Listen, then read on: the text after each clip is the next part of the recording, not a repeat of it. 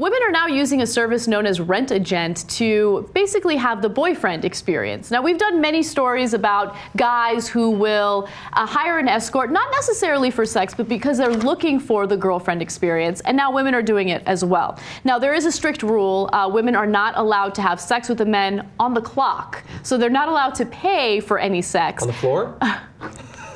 Maybe that's okay. But they pay as much as $200 an hour in order to hang out with some dude, and he can serve as a handyman, he can go on dates with her, and he could even be a personal chef.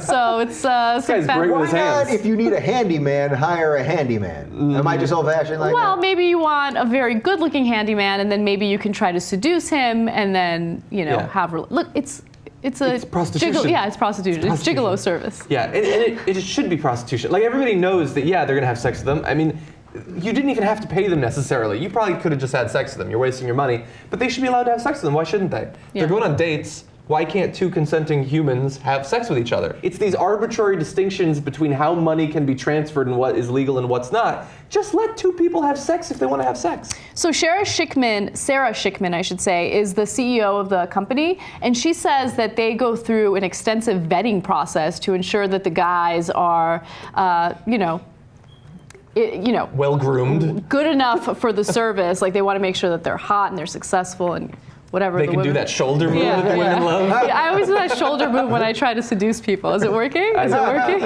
No. Anyway, but she says she'll interview as many as 100 men before finding one that makes sense for the service. So, I mean, I'm. Doesn't that make you want to look up these guys? I'm curious. If only one makes the cut. It does make me want to look up the guys. Harvard. But I think the need for affection and love and even just physical interaction is so important. Like, what you said about prostitution is absolutely right. Like, help these people out. If they need it, let them pay for the service. Obviously, you know, it's something that they need in their lives, and who are we to judge them? As long as they're two consenting adults, I'm fine with it.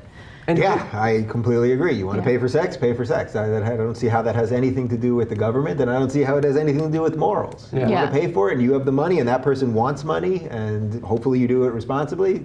It has nothing to do with the government. Fundamentally, crimes have victims, and if you can't point to a victim, it shouldn't be a crime. Now, the natural response is going to be, well, yeah, then there's sexual slavery and pimps and things like that. Then, yeah, those things should be illegal. You make those illegal, you investigate those, you lock people up. But just because they're related in some sense to this, when there's no indication that that's going on, it shouldn't be illegal. It's ridiculous. Absolutely.